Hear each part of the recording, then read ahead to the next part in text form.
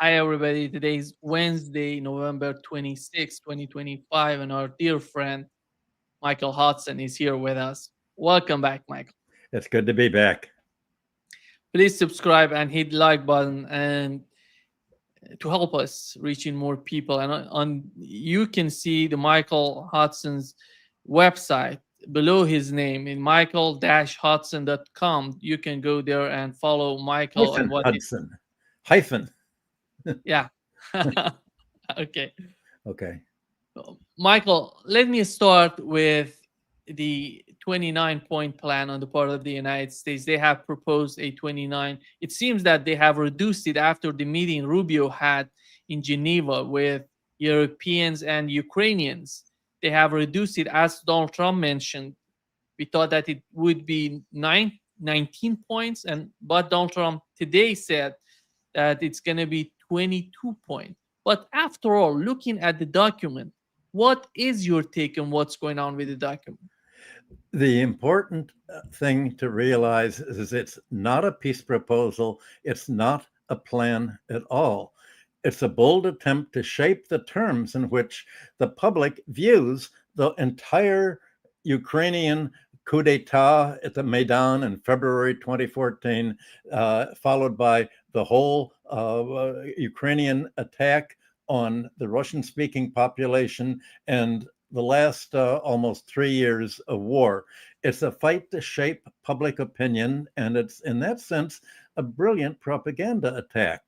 President Putin and Foreign Minister Lavrov have given speech after speech explaining the whole history, explaining how the Russians intend to end the war when they win and they create a new government free of the Nazis, free of the Russia haters, and disarm Ukraine and prevent it from joining NATO. What the NATO and the Americans have done is instead of just giving a different speech and saying, okay, here's your narrative, here's ours, they've capsulated their answer and their counter argument and their counter narrative in the form of a point by point, listing by listing, is if it's a proposed articles of agreement. And of course, these articles will never be agreed upon.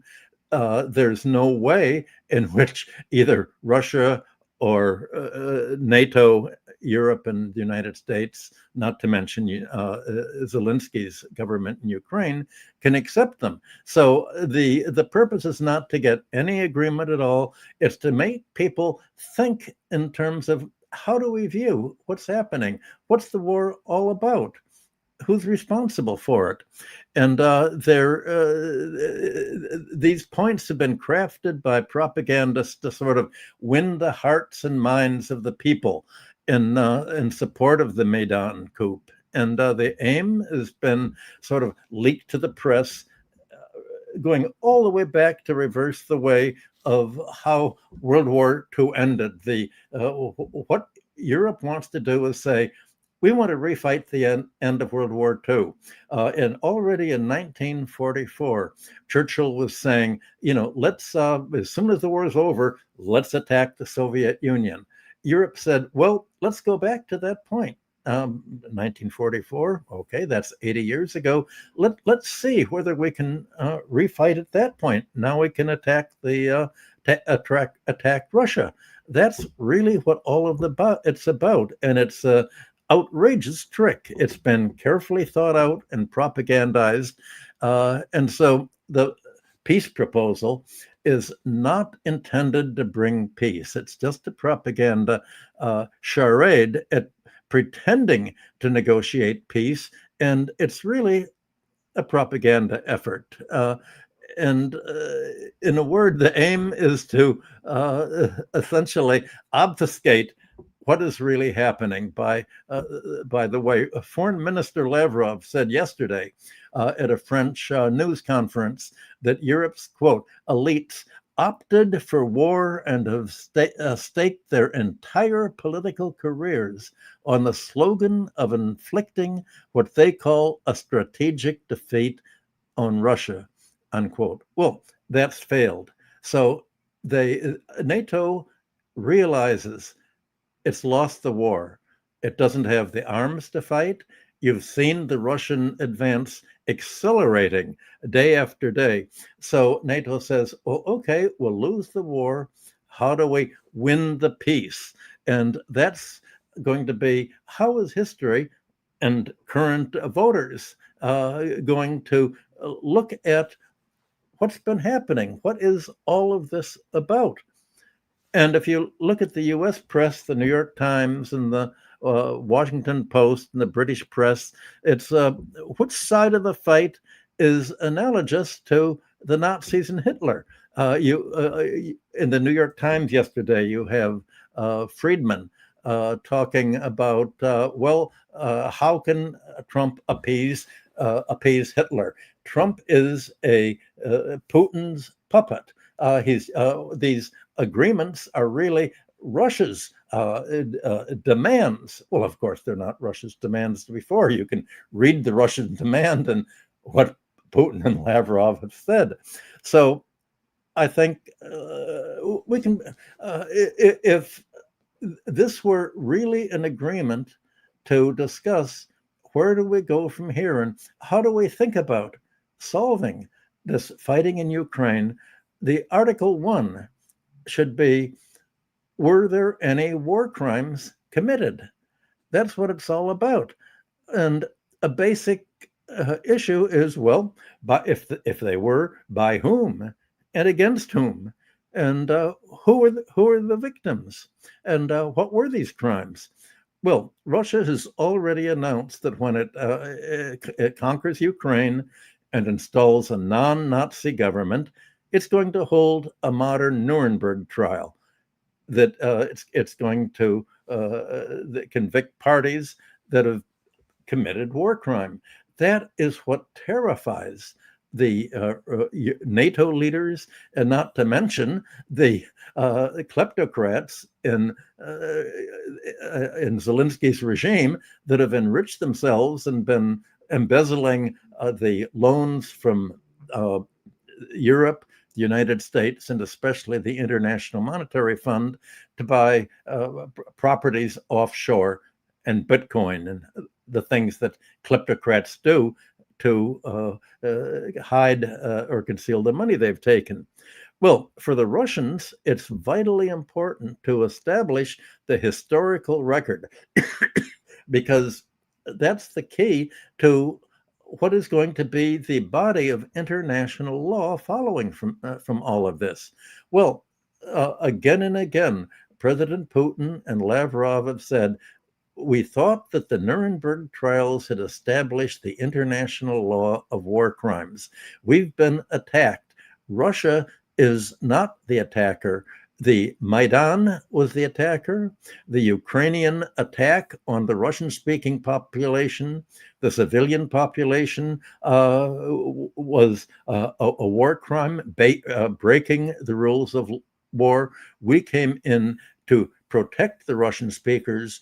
The populations of Ukraine, of Luhansk and Donetsk, have voted to become part of Russia, which they were in practice all the time during the Soviet Union when there wasn't any real separate Ukrainian nation.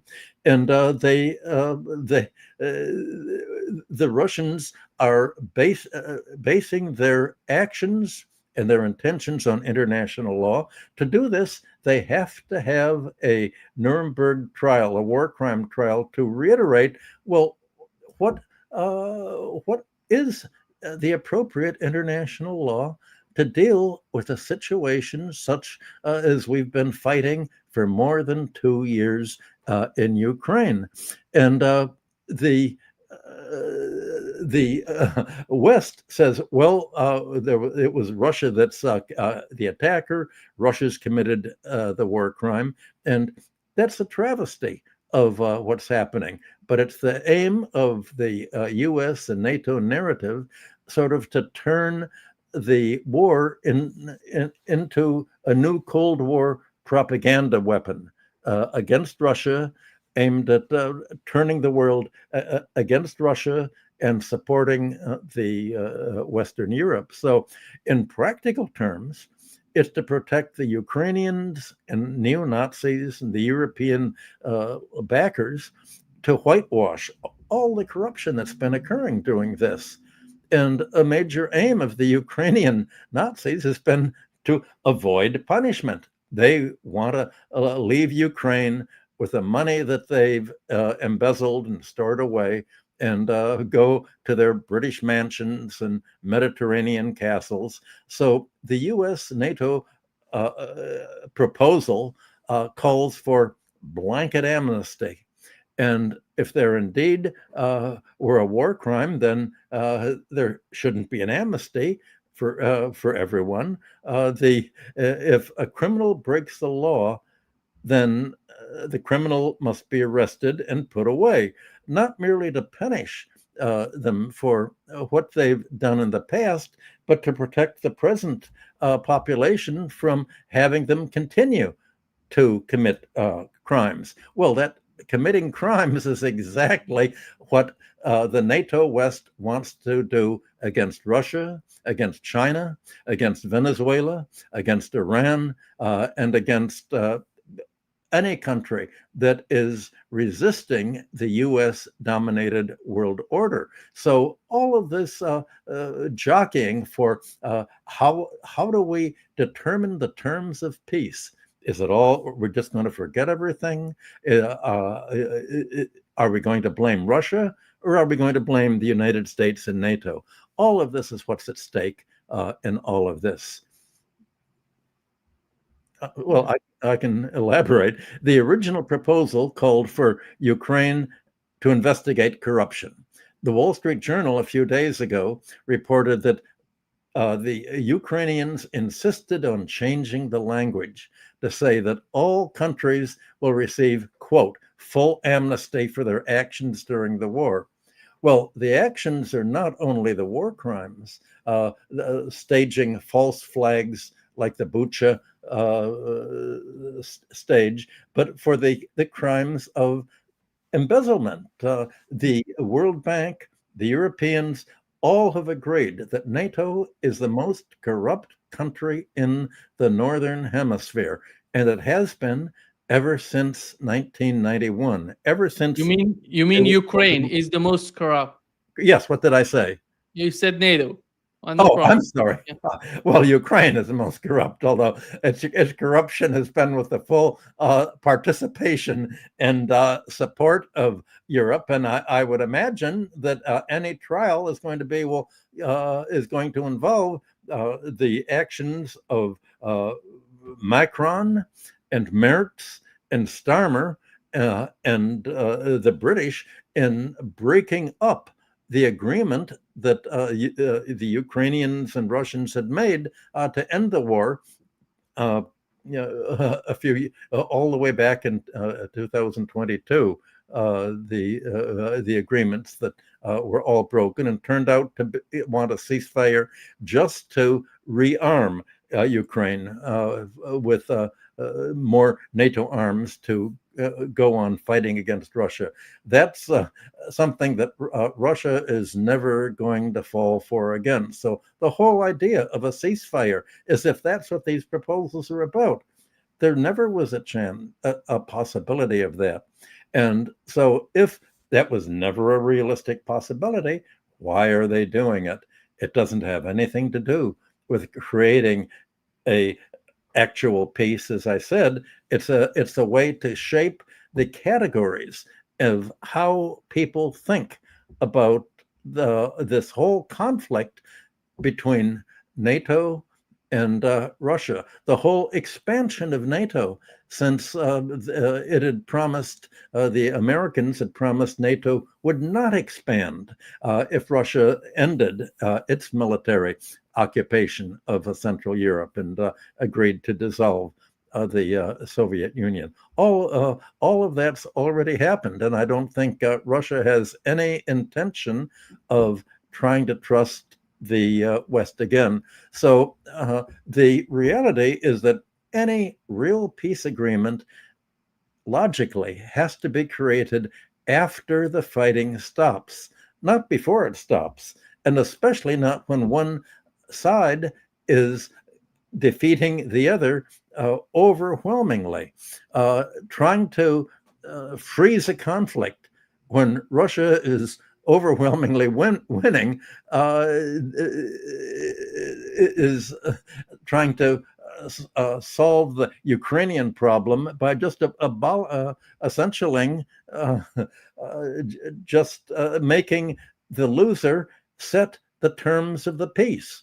Europe, the NATO, and the United States have lost the war that they started in Ukraine, hoping that the war would drain Russia's economy, would create an economic crisis, would persuade Russian voters that we need a regime change.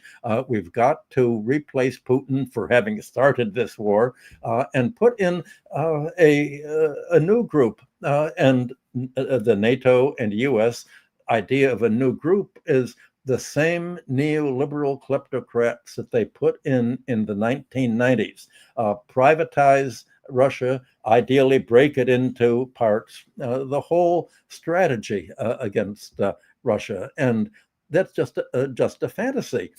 So how can they at least try to convince the population that this fantasy is a realistic probability and even a moral probability?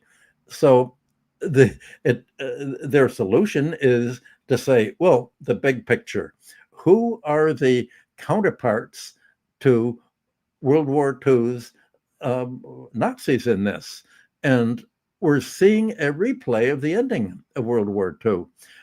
And since Russia's organizing the peace, it's in a position to hold these, what I called the new Nuremberg trials.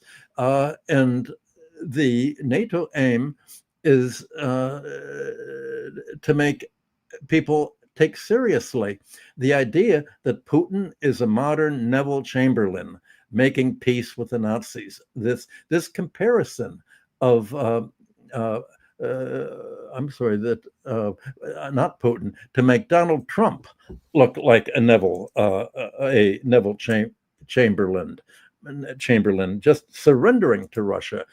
That's what Friedman had written in the New York Times. It's what the New York Times, Wall Street Journal, and the network television in the United States keep saying. We're back in what started all of World War II when Chamberlain did not protest against Russia's moving into Czechoslovakia to defend the German population there. Well, if trying to say that Trump is a Chamberlain means you have the leaders of the Republicans in Congress, Mitch McConnell especially, says there's no way in which the U.S. Congress can possibly agree to even the proposal that Trump and his staff have put on the table. So Congress has already announced this. Any agreement is going to be a no-go. The Ukrainians have said we absolutely will not cede any territory to Russia, even though Russia's conquered it, even though we have no army to defend it.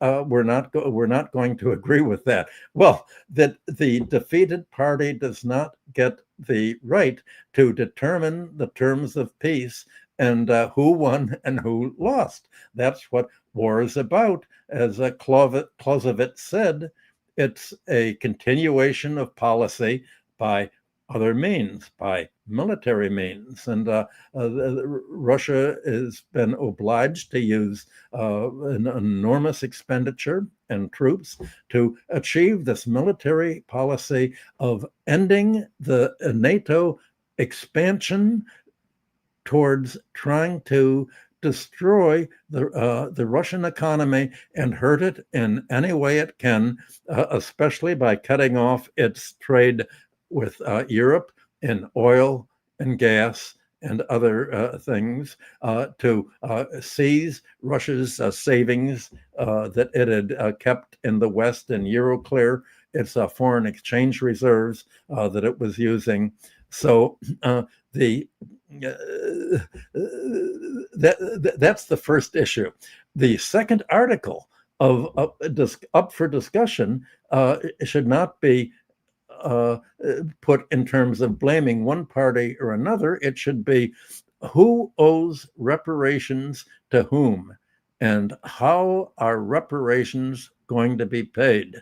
Well, trying to frame the narrative as if Russia, the current text says Russia owes reparations to Ukraine, but it's Ukraine that should pay reparations, and Europe, NATO, should pay reparations to Russia for initiating the war, for breaking the rules of war, for destroying enormous amounts of civilian property in the Russian speaking portions of what was Ukraine and what is now Russia.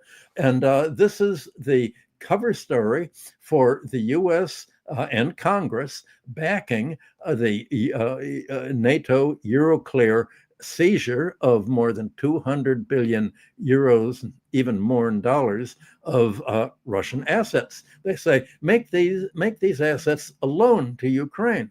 Well, Ukraine's already broke. It's unable to pay the IMF loans.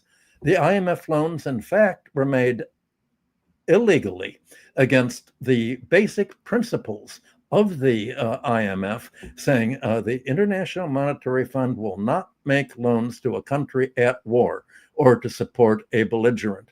The IMF said, this is not war. This is, we're defending ourselves. The war is Russia, not Ukraine. So the pretense that somehow Ukraine is liable, the hope is going to be that when Russia carves out its portions of those Ukrainians that want to be part of Russia and vote to become part of Russia, the whole idea is to destabilize the next decade of legal argument saying Russia owes money to the West. Well, if Russia would have thought of not giving speeches, but let's us put a 28-point plan in, it would have said, how much does the West own Russia? What's going to be the cost? There is no question that Russia is going to spend more than 200 billion euros and dollars, the equivalent, in rebuilding all of the real estate that you've seen destroyed in the fighting that's gone on so far, which is entirely on Russian-speaking land. The way that the Trump administration shaped the agreement was, well, all right, we'll give the 100 million of this, half of the money, to Donald Trump's group, so American companies can come in and they can rebuild Ukraine and make enormous profits. Russia has no intention of letting American real estate companies rip off profits and emulate the Zelensky kleptocrats and just embezzling the money for themselves and building the kind of shoddy building that Trump is known for, and the shoddy Trump Tower, whose architects told me he cut costs everywhere and it's just junk. The Russians build much stronger buildings to last and at less expense than Trump's real estate ripoffs that he made his career on building. So all of this is an attempt to somehow, the phrasing of the peace agreement is designed to justify Trump's and the Americans and the Western Europeans' attempt simply to grab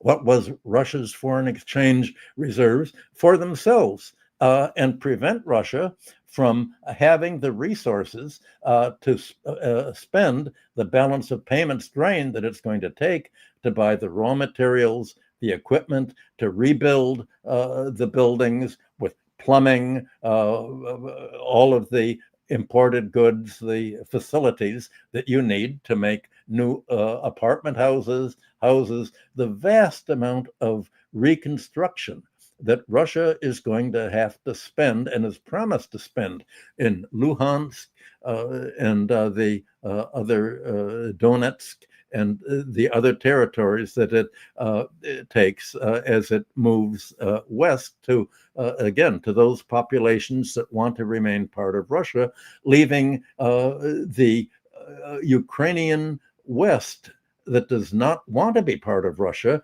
isolated, demilitarized, denazified, and disarmed, not to ever again become a proxy battlefield for NATO, led by the United States, and the neocons in their fight against Russia. It wants to prevent that permanently, not simply to have a short-term ripoff that is being proposed by the United States.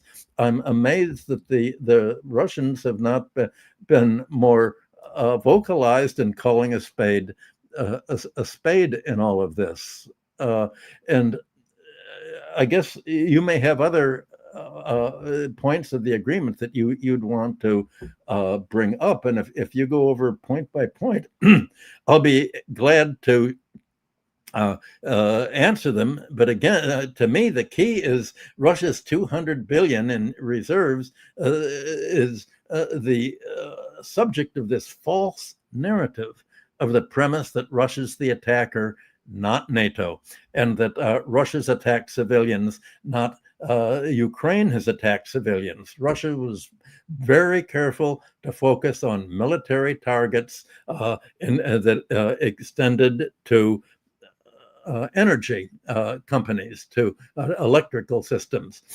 Russia had proposed a mutual agreement between it and NATO Ukraine not to bomb each other's energy.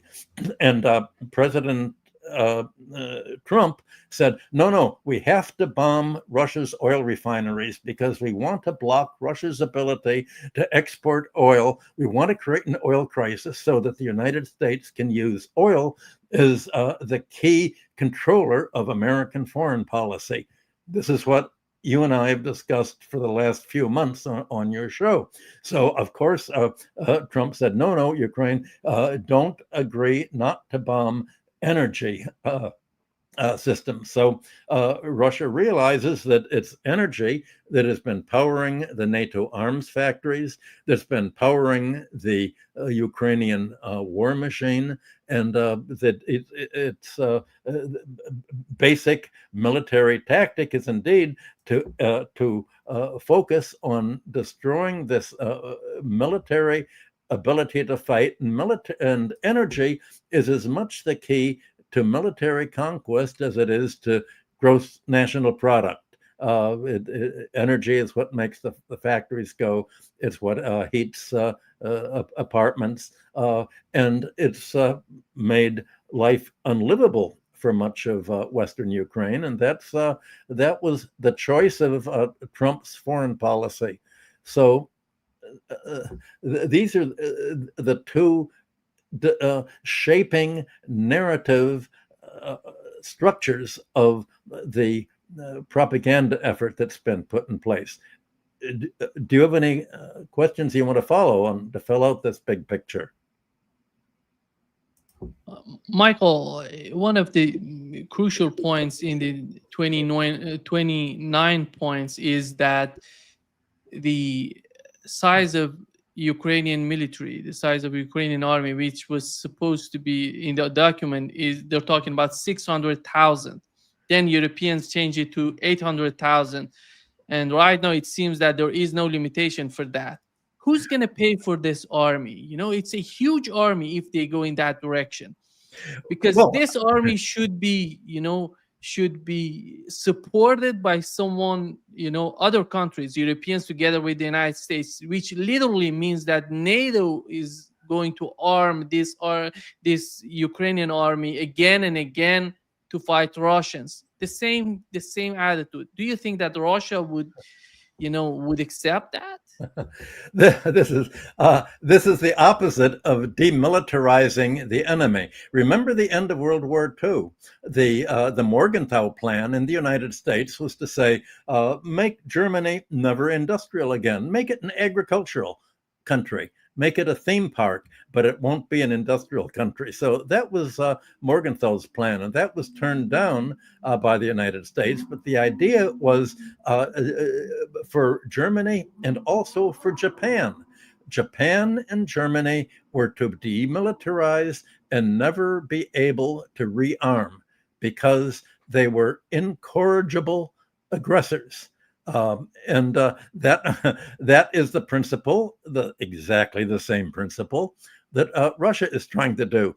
The NATO says we have to triple the size of what the Ukrainian army was when we begin this war, and we have to leave the Nazis in control. There won't be any war crimes trial. We have to leave the Ukrainian government. It may not be Zelensky. It'll be one of the Bandera followers. It will be the Nazi-led army, so that if we failed so far, we can come again. And this time we're really going to hit you with long-term missiles. And we're still going to bring down the government until the Russian population says it's worth anything to surrender to the West and let them take over. We can't fight anymore. This is the evil fantasy that is being promoted. And of course, Russia is going to say, we are the victors. We get to disarm the government. We get to put in place a post-war constitution of the restructured Ukrainian, whatever is left of Ukraine, so that it will not have a standing army. It will not have Western weapons. And if the Western countries, if NATO or the United States provides weapons to Russia, President Putin has already said, if a Russian missile or a Russian weapon hurts the Russians, we will retaliate not simply against Ukraine. That's only the battlefield. We'll retaliate against the country that has supplied Ukraine with the weapons. Well, Donald Trump has said, quite realistically, there's no way Ukraine's going to win. It's a black hole. We are not going to give weapons to Ukraine. It doesn't pay. We want to fight China. This is a race war. It's the Anglo-Saxon West against the global majority. And China is the key, our long-term enemy. We want to do to China what we've tried to do to Russia and failed. So we're not going to spend any money on arms on Russia, because we've depleted all of our arms. And NATO's depleted its arms. No, it doesn't have any more. We've got to prepare for the final conflict of civilization, the civilization fight against by the West, waged against the 85% global majority. That's Trump's position. So Trump is not going to provide American arms to Ukraine. It'll be the European countries, and it will be these countries against which Russia will retaliate and destroy not only their arms factories, if the arms are made there, but the political and military capitals and ports and power supply itself. The European NATO leaders, having agreed to fight to the last Ukrainian, are now saying we're going to fight to the last European in an attempt to somehow hurt Russia a little bit. So European history essentially is going to end if this plan is put into operation. Russia has made that very clear. It says there must be a better solution. Let's just have nothing to do with Western Europe. Let it go its way. It can join the United States in some kind of political, maybe alliance, maybe become France can become the 52nd state, Germany the 53rd state, after Canada and Mexico, right down the line. It doesn't matter. But Russia wants to separate itself from the West and turn east. The West wants to move eastward via Russia towards its own fight against China. That is the long military dynamic. And it's a crazy dynamic, and it's crazy because there's no chance that the West has of winning. Its arms don't work. The American ATACMS missiles that were just fired at Russia were all shot down by the Russian defenses. And then the Russian retaliated by a missile that killed the troops that were sending the missiles away. I don't know how you can get a clearer example of this is in a microcosm. What would happen if there are further NATO attempts to attack Russia? But you can see that they don't have the arms, they don't have the money for the arms, and yet the Russian leaders, Macron, Starmer, Merz, the Dutch leaders, and the French general last week said France should be willing to sacrifice its youth of the future to fight Russia. We need an army to go into Ukraine towards Russia and invade it. Your children are going to die. It's all worth it because we hate Russia, don't you? Well, how are they going to get the population ever to say, okay, we'll send our kids to war and they can fight to the last French infantryman, just like the Ukrainians are fighting to the last Ukrainian. Of course, we will agree that this is a moral fight against Russia. I don't see any way of convincing the French population of doing that. So far, you've had all of the yellow vest protests against the Macron government. What more can they do? What do you do when a government is fighting a war in Ukraine that against Russia, that the populations of Germany, France, the rest of the European countries do not support? Their only outlet has been to support the nationalistic parties, such as the Alternative for Deutschland, the Meloni in Italy, and similar parties in England and abroad. That's not very effective in stopping this whole military plan of attack and the whole rearmament and the whole resumption of the new Cold War, which really is trying to refight the end of World War II. That's really what it's all about. Well, Russia's going to be the winner. The winner gets to set the terms, and the NATO will lose, but it can say, well, if we can generate in the public mind enough resentment against the Russian victory, against the Russian denazification, against the Russian demilitarization of Ukraine, then we can fan these simmering embers of resentment into a new anti-Russian mentality. It's all about the narrative. Once again, that's what they're trying to do in all of this, and that's why they keep calling Trump Neville Chamberlain and Putin as the Hitler, and turning Trump into Putin's puppet, and it turns history inside out, and with it, the whole idea of right and wrong, and good and evil, as described by the whole spirit of civilization for the last few hundred years of drawing up laws of warfare, laws to prevent armies from attacking civilians, false flag operations, the whole behavior and breakdown of the system of international law that's occurred over the last few decades, really since 1990.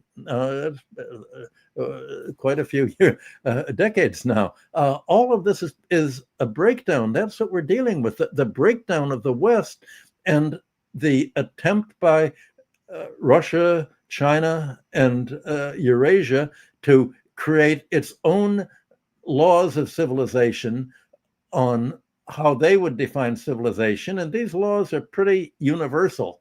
And they'll pick up what the West ideals used to be, but which the West has abandoned now. Michael, how do you see the ability of Europe? Because Ursula von der Leyen was talking about Ukraine must be part of Europe. Ukraine, in today's condition that they have, politically, economically, militarily, is Europe capable or able to let Ukraine in?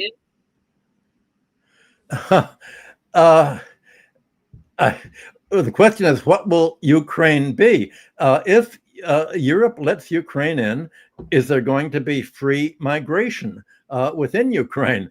You're going to have the Ukrainian males who are able to bribe their way or otherwise escape from the suicidal service in the army have already gone into Poland and Central Europe and into Germany.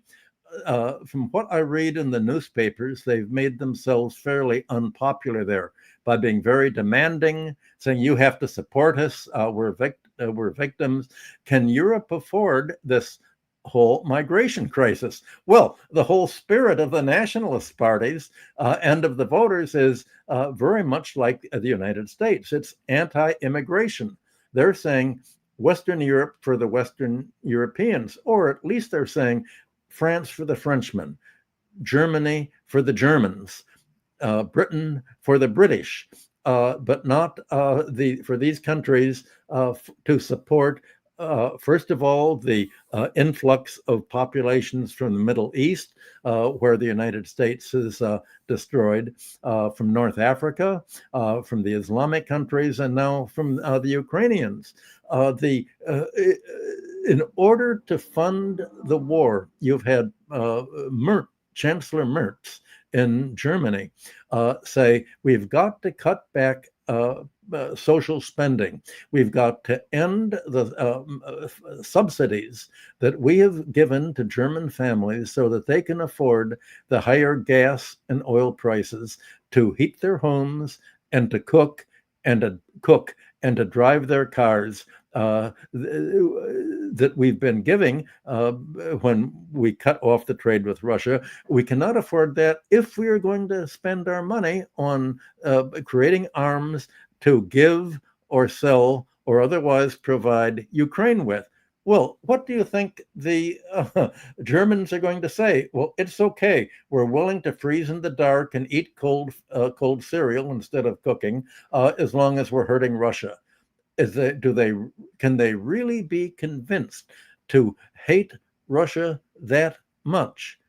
The neocons find this believable because they hate Russia that much. They're not willing to fight Russia, and the Banderites, the neo-Nazis in Ukraine, are not the armies primarily that are fighting. The Azov battalion and others tend to stay in the back and send the Ukrainian farm boys to fight, not the Nazis themselves. They're shooting their own soldiers in the back if their soldiers seek to retreat, instead of moving forward and simply being killed by the Russian drones. So you're having an internecine Ukrainian war by the Nazis against the non-Nazi Ukrainians, and you're going to have this kind of counterpart all throughout the European countries between the neocon governments representing NATO. The EU Union represents NATO, not the elected voters and the voters in the European countries. All of that is breaking up the European Union itself. And that's going to be one of the results of this war. It will not be up to Russia to do what it's doing in Ukraine and rewrite the European constitution and restructure the European economies like it intends to do in Ukraine. But you can see that in this fight over how to depict the culmination of the Russian military victory and restructuring of Ukraine and the loss of the war by NATO, by the United States, and the loss of its whole plans to destabilize Russia, to deplete its arms supply in order to try to make Russia deplete its arms supply, which has not occurred, the failure of all of its unrealistic forecasts. And this is what's at stake. Can it maintain the fictitious view of reality that led to all of this failure in the first place, ever since the 2014 Maidan coup d'etat?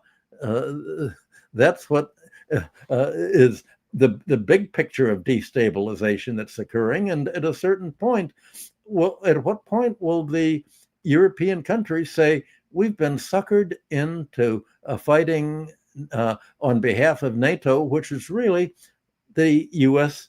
military War Department, as Trump has renamed it, really in serving American neocon foreign policy.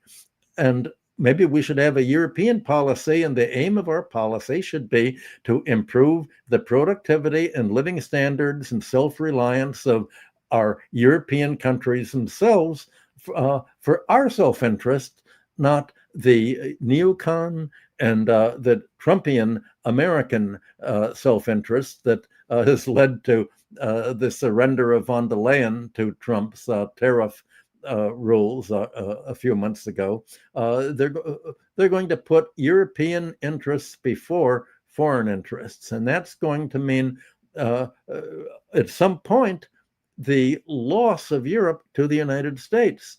But this has been discussed by Putin in some of his press conferences, and he said, I think realistically, it's going to take about 30 years for there really to be a restoration of trust and trade and investment mutually between Western Europe and Russia. For the time being, we're turning eastward with countries that whose values we share. And this ending of the Ukraine war, like the beginning of the Ukraine war, has been all about values. And I think Lavrov had a wonderful statement a few days ago in the meeting with Belarus that Russia has once a year. He said, if we talk about what was and what they want to restore, meaning NATO, these are all exhausted Euro-Atlantic models. NATO and the OSCE are Euro-Atlantic structures. The European Union has long ceased to be a European forum where the interests of Europeans are represented. It's become an appendage to NATO, and what they call fighting for their values is fighting for what turns out to be Nazi values. That says it all in a nutshell.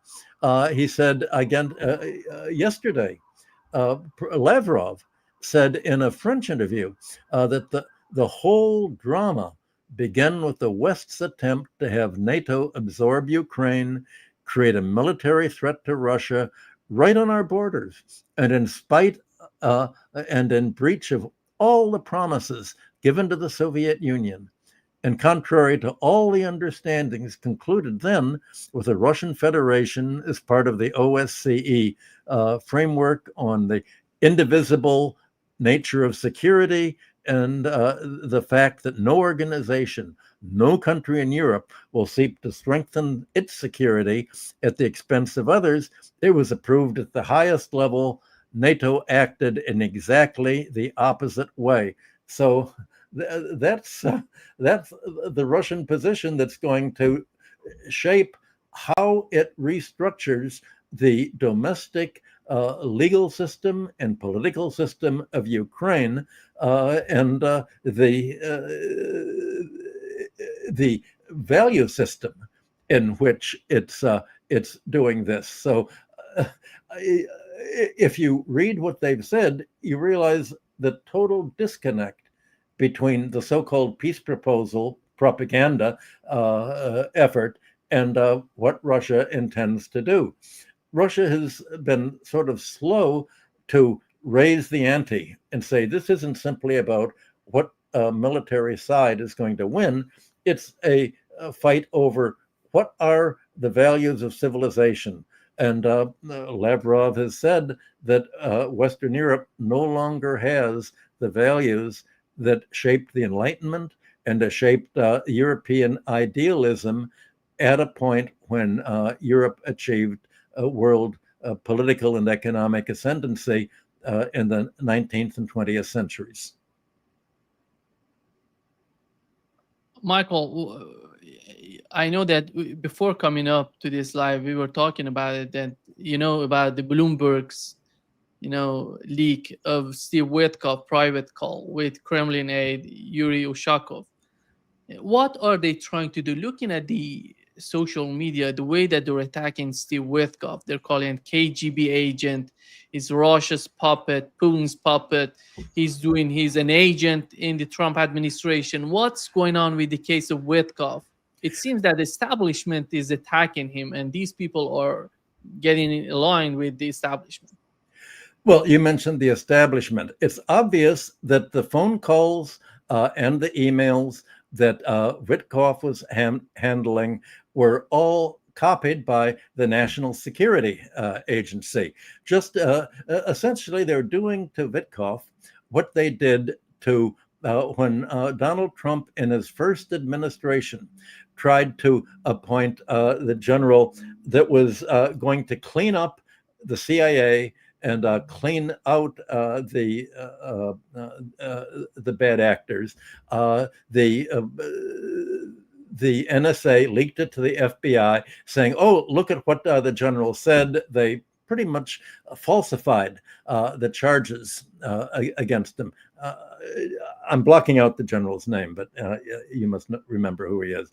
At any rate, they're trying to do the same with Witkoff. They're trying to say Witkoff by saying, here is the reality that we recognize when he was talking to Dmitriev and other Russians. Michael, you mean that general that was because of the Russia gate? They say that he's connected with Russia and General Flynn. Yes, General Flynn. Yes, the one thing that the deep state wanted to do was to prevent General Flynn from being appointed to clean out the CIA, to clean out the neocons. That's what Trump wanted to do, and they framed him up, and they made him. They got Trump's awful vice president to say, and his idiot son-in-law to say, no, you've got to get rid of General Flynn. The FBI doesn't like him. Well, of course, the FBI and the deep state doesn't like him because he wanted to clean out the neocons. And Trump was gullible enough to trust his idiot son-in-law and the vice president that that was urging him, and he listened to the neocons who he wanted to get rid of for the advice, don't have anyone strong enough to get rid of us in power. He was suckered. And I think he decided not to do that again. And that's why he's focused in his second term on appointing politically loyal cabinet members and army members and NSC members and State Department members. The problem is that appointing political loyalists doesn't. They're not all that savvy as to how to really conduct foreign relations and foreign policy or even military policy. So that's the trade-off that is sort of tearing his second term apart. Well, they're trying to say Witkoff, by saying that Russia's winning, Witkoff is also Putin's puppet. Well, any attempt at reality is defined as pro-Russian, because reality is the Russians have defeated Ukraine. They are marching towards victory that they will probably conclude at the end of next spring, at the latest in Ukraine. They will get rid of the Nazi government. They will replace it with a new government. They will write a new constitution. All of that obvious military victory is a realistic expectation, and yet that's called pro-Russian. Well, if reality is pro-Russian, then that means that NATO and America is the sphere of unreality. And the only way that you can ever get unreality to somehow dominate the electoral political process is by shaping a narrative in a way that distorts reality, that distorts the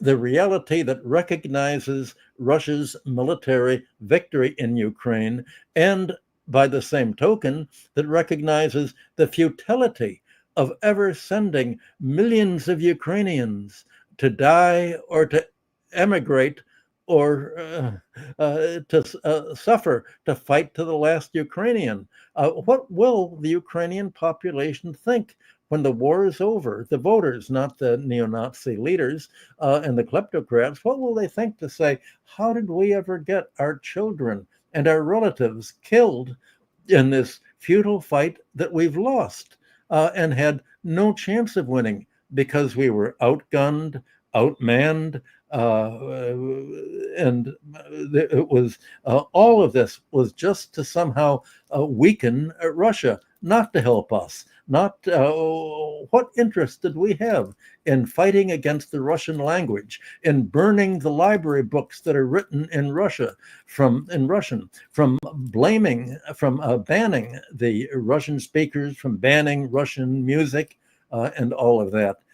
Last time I was in Latvia, I remember we were invited to a concert, and it was Dmitri Shostakovich's opera, Lady Macbeth of Mzinsk. Well, here's Latvia. This is many years ago when I was there, performing Russian operas. All that now is swept away by the anti-Russian Baltic feeling, by the banning the Russian-speaking population from voting and really having a voice in the electoral process. So that's what all of this is about. And when they're saying that Witkoff is pro-Russian, and that what he is saying that Russia's winning is pro-Russian, it's as if that's a bad word, instead of saying, well, Witkoff is recognizing economic reality. Thank God that we have Donald Trump appointing him that is willing to face the reality that, as Trump has said again and again, Ukraine is losing. And if Ukraine doesn't agree to end the war now on whatever terms it can, it's going to be in an even worse position later. Well, Trump is right. Yeah, exactly. Thank you so much, Michael, for being with us today. It was great to talk and in details what's going on in terms of the Trump's 29-point peace plan and what's happening behind the scene. Yeah, great pleasure, Michael. Thank you very much. I'm so glad we had this discussion. Yeah, it was amazing. Thanks.